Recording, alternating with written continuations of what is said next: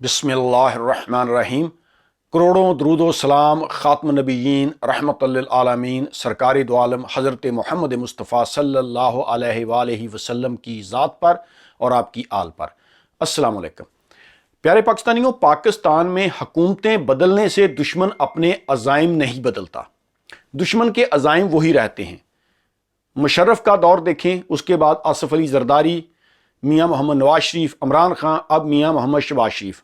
हुकूमतें बदलती हैं लेकिन दुश्मन अपने अज़ाइम नहीं बदलता। पाकिस्तान के जो अज़ली दुश्मन हैं, जब से पाकिस्तान बना है, जो पाकिस्तान के दुश्मन हैं वो पाकिस्तान से क्या चाहते हैं, उनका क्या मकसद है।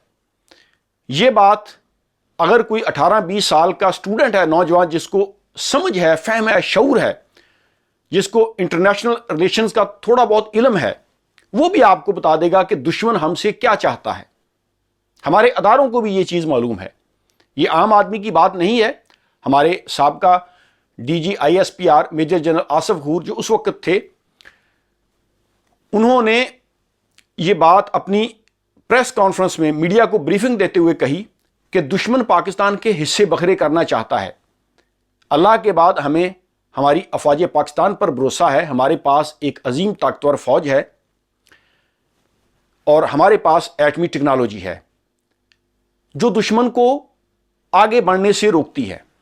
अगर पाकिस्तान के पास अजीम फौज ना हो और हमारे पास एटमी टेक्नोलॉजी ना हो तो दुश्मन कब का पाकिस्तान को हड़प कर चुका होता। तो ये हर आदमी को मालूम है, जो भी समझ बूझ, फहम, शऊर, अकल रखता है, उसको मालूम है, उसको समझ है कि दुश्मन पाकिस्तान के हिस्से बखरे करना चाहता है। और दुनिया में जितने भी मुस्लिम ममालिक हैं, तकरीबन 56-58 कंट्रीज हैं मुसलमानों की, उनमें वाहिद पाकिस्तानी मुल्क है, ऐसा मुल्क है जिसके पास एटमी कुव्वत है। और दुश्मन यहूद व नसारा वो ये चाहते हैं कि किसी तरीके से पाकिस्तान से ये एटमी टेक्नोलॉजी है ये छीन ली जाए। ये तो पाकिस्तान का बच्चा बच्चा जानता है, ये कोई ढकी छुपी बात नहीं है। दुश्मन क्या आपसे वो क्या चाहता है, सिर्फ यही तो वो चाहते हैं। अब पाकिस्तान अपनी एटमी टेक्नोलॉजी प्लेट में रखकर तो दुश्मन को नहीं देगा। दुश्मन को भी पता है अगर आगे बढ़े तो पाकिस्तान के पास फौज है, एटमी कुव्वत है, पाकिस्तान जो है फिर वो जवाबी कार्रवाई करेगा, फिर या आप नहीं या गाग नहीं। लेकिन वो पाकिस्तान को अब माशी तौर पर कमजोर कर रहा है और इसके लिए वो लंबे अरसे से प्लानिंग कर रहा है कि पाकिस्तान में इस तरह के लोग लेके आए जो पाकिस्तान के अदारों को कमजोर करें और जो पाकिस्तान को नुकसान पहुंचाएं। देखें, तमाम जितनी भी पाकिस्तान की पॉलिटिकल जमातें हैं, PTI है, मुस्लिम लीग है, पाकिस्तान पीपल्स पार्टी, हमारे जितनी भी मजहबी जमातें हैं, हमारे अदारे हैं, उनमें जो मुहिब्बे वतन लोग हैं वो ये चीज़ समझते हैं, उनको शऊर है कि दुश्मन के अज़ाइम बड़े ख़तरनाक हैं। हुकूमतें चेंज होती रहती हैं पाकिस्तान में, लेकिन दुश्मन के अज़ाइम नहीं चेंज होते। दुश्मन के अज़ाइम वही हैं जो पहले थे। वो चाहता है कि पाकिस्तान को डिस्टेबलाइज कर दिया जाए, पाकिस्तान को मुआशी तौर पर तबाह कर दिया जाए, और फिर जब पाकिस्तान मुआशी तौर पर घुटनों पर आ जाए, इकॉनमी तबाह हो जाए, महंगाई बढ़ जाए, तो फिर पाकिस्तान के साथ डील की जाए कि आए बैठें, हम आपको पैसा देते हैं, उसके बदले में आप अपनी टेक्नोलॉजी हमें दे दें, जिस तरह उन्होंने यूक्रेन के साथ किया था। और देखें फिर रशिया ने यूक्रेन का क्या हाल किया। पाकिस्तान जो बचा जा रहा है ना, दुश्मन अभी तक आगे नहीं बढ़ रहा। अल्लाह के बाद ये पाकिस्तान की फौज, हमारे अदारे और पाकिस्तान के पास एटमी टेक्नोलॉजी इस वजह से है। लेकिन दुश्मन के अज़ाइम ये हैं कि इकोनॉमिकली पाकिस्तान को कमज़ोर कर दिया जाए, और दुश्मन इस मकसद में काफ़ी हद तक कामयाब हो चुका है। आज पाकिस्तान में देखें महंगाई, पेट्रोल की कीमत आज देखें। अब ये जो नई गवर्नमेंट आई है, इसका बयानिया तो ये था कि हम पेट्रोल जो है वो डीजल 70 रुपए का कर देंगे। अभी 2.5 माह से देखें कि पेट्रोल जो है वो 200 से ऊपर जा चुका है, घी की कीमत, बिजली की कीमत इसी तरह, और इकॉनमी दिन ब दिन आपकी तबाह हो रही है और कोई मुल्क आपको पैसे देने के लिए तैयार नहीं है, क्योंकि डूबती कश्ती में कोई भी सवार नहीं होना चाहता। और जो लोग आपको जगा रहे हैं, जो इस खदशे का इजहार कर रहे हैं, آپ اس پر غداری کے مقدمے درج کر رہے ہیں، تو پھر پورے پاکستان کے جو محب وطن لوگ ہیں جو یہ بات کر رہے ہیں ان پر غداری کا مقدمہ درج کر دیں، ان کو جیلوں میں ڈال دیں جو آپ کو جگانے کی کوشش کر رہے ہیں۔ او بھائی، آدھی رات کو گھر میں آگ لگ جائے نا، جو آدمی آپ کو جگائے آپ اس کا شکریہ ادا کرتے ہیں کہ آپ نے وقت پہ جگا دیا، ورنہ نقصان ہو جاتا۔ آپ اس کو تھپڑ رسید نہیں کرتے۔ جو آدمی آپ کو جگانے کی کوشش کر رہا ہے، ہر محب وطن پاکستانی یہ چاہتا ہے، تمام محب وطن پاکستانی، وہ کسی بھی صوبے سے ہوں، کسی بھی سیاسی مذہبی جماعت سے ہوں، کسی بھی ادارے سے ہوں، جو محب وطن لوگ ہیں، ان کی خواہش ہے یہ کہ پاکستان ترقی کرے، ان کی خواہش ہے یہ کہ ہمارا ملک معاشی طور پر مضبوط ہو، ان کی خواہش ہے یہ کہ پاکستان میں عدل و انصاف کا نظام قائم ہو، ان کی خواہش ہے یہ کہ پاکستان کے ادارے مضبوط ہوں، ان کی خواہش ہے یہ کہ پاکستان کے لوگوں کے لیے ایک قانون ہو، ان کی خواہش ہے یہ کہ ہم باوقار قوم بن کر دنیا پر ابھریں۔ لیکن بدقسمتی سے ہمارا دشمن یہ نہیں چاہتا۔ خدشہ یہ ہے کہ دشمن ہمارے حصے بکھرے کرنا چاہتا ہے، خدشہ یہ ہے کہ دشمن ہمیں معاشی طور پر تباہ کرنا چاہتا ہے، خدشہ یہ ہے کہ دشمن ہم سے ہماری ٹیکنالوجی چھیننا چاہتا ہے۔ اب جو لوگ اس کا اظہار کرتے ہیں آپ اس کو ہی غدار کہہ رہے ہیں۔ یہ بات تو ہر پاکستانی کو معلوم ہے کہ دشمن یہ چاہتا ہے۔ انڈیا آپ سے کیا چاہتا ہے؟ اسرائیل آپ سے کیا چاہتا ہے؟ امریکہ کیا چاہتا ہے؟ کیا آپ بچے ہیں؟ آپ کو نہیں پتا؟ ہمارے اداروں میں بیٹھے ہوئے تمام لوگوں کو یہ پتا ہے کہ دشمن ہم سے کیا چاہتا ہے۔ ہماری خواہشات یہ ہیں کہ پاکستان ترقی کرے، لیکن یہ دشمن کی خواہشات نہیں ہیں، اور خدشہ موجود ہے، اور آپ کو جگا رہے ہیں، آپ ان کے خلاف ہی باتیں کر رہے ہیں۔ دیکھیں، جب ہلاکو خان نے بغداد پر حملہ کیا نا، اور بغداد کی اینٹ سے اینٹ بجا دی، ہسٹری آپ نے پڑھی ہوگی، اس وقت محسن بلّہ جو ان کا خلیفہ تھا، ان کے پاس 3 لاکھ تلواریں تھیں، یعنی اتنی بڑی فوج تھی۔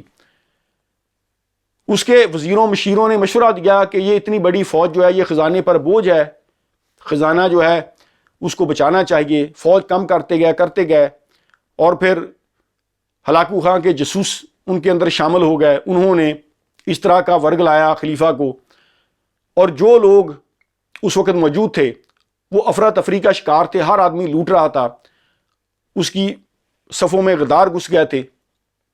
اور پھر ہلاکو خان نے جو بغداد کے ساتھ کیا ساری دنیا کو معلوم ہے، ہسٹری کا حصہ ہے۔ اسی طرح مغلوں کی عظیم الشان سلطنت جب وہ زوال پذیر ہوئی، اور آخری مغل بادشاہ آپ دیکھیں، جو 2-4 ان کے آخری مغل بادشاہ تھے، شاہ رنگیلا، اور اس کے بعد پھر یہ دوسرے بادشاہ اور بہادر شاہ ظفر، اس وقت اگر ہم سٹڈی کریں نا ہسٹری کو، تو افراتفری تھی، ہر آدمی لوٹ گسوٹ میں مصروف تھا، کیونکہ لوگوں کو پتا تھا کہ انگریزوں نے قبضہ کر لینا ہے۔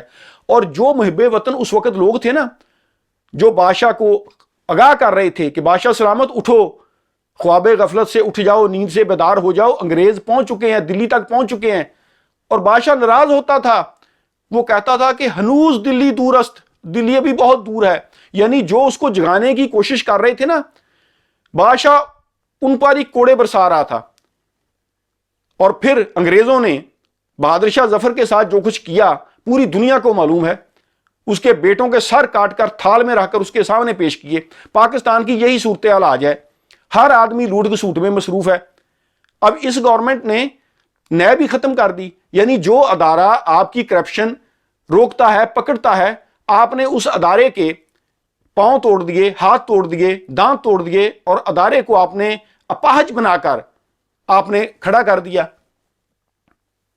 اس سے بہتر تھا آپ نیب ویسے ہی ختم کر دیں، تاکہ جو آپ نے تنخواہیں دینی ہے وہی بچ جائیں، جب آپ نے لوگوں کو پکڑنا ہی نہیں، یعنی جس ادارے نے کرپشن پکڑنی ہے وہ ادارہ ہی آپ نے ختم کر دیا۔ پاکستان کے حالات ایک دن میں ٹھیک نہیں ہوں گے، نہ 2-4 سالوں میں، اس کے لیے لمبی پلاننگ چاہیے۔ ہمارے ادارے، تمام سیاسی جماعتیں، پاکستان کی پبلک، اگر یہ مل کر صحیح ڈائریکشن پر چلیں، پھر بھی پاکستان کو 10-20 سال چاہیے۔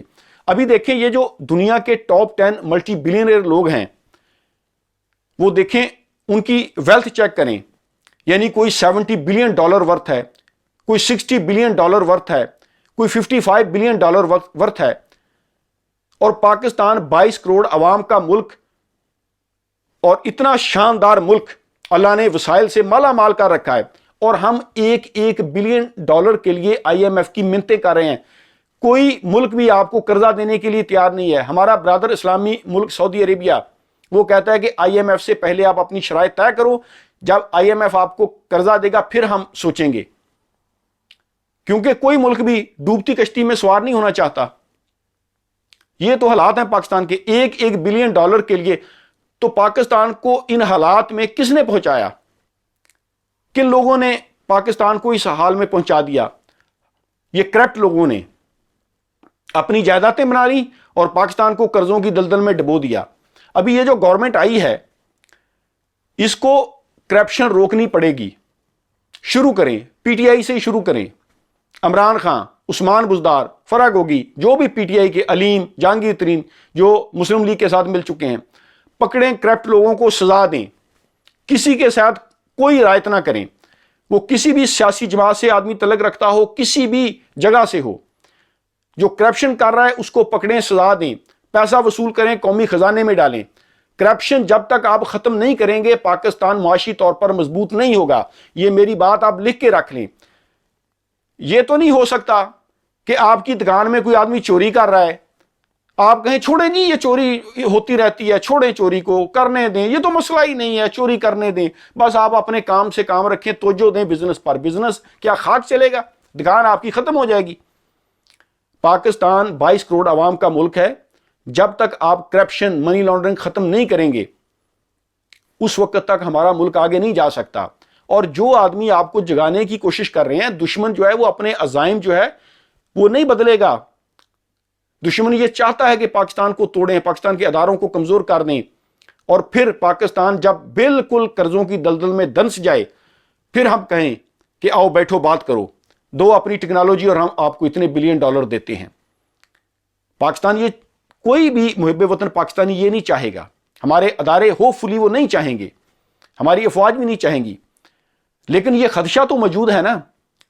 جو آدمی آپ سے خدشے کا اظہار کر رہا ہے کہ اس طرح ہو سکتا ہے, اور حالات اسی طرف جا رہے ہیں. مہنگائی دیکھیں آج پاکستان میں, اکانومی ہماری تباہ ہو چکی ہے, ریزرو ہمارے ختم ہو چکے ہیں تقریباً. اگر آج چائنا اور سعودی عربیہ اپنا پیسہ نکالے, پاکستان کے پاس صرف $3 بلین ریزرو بچتے ہیں, اور پاکستان 22 کروڑ عوام کا ملک ہے. معاشی طور پر ہم دلدل میں دنس رہے ہیں. بچنے کا طریقہ یہی ہے, کوئی راکٹ سائنس نہیں ہے.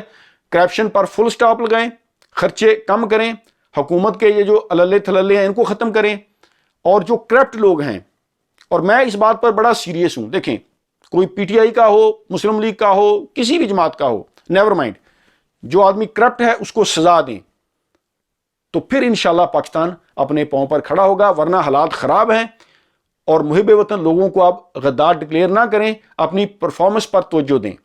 جس کام کے لیے آپ آئے ہیں, مہنگائی ختم کریں, غریبوں کو ریلیف دیں. Thank you very much. اللہ حافظ.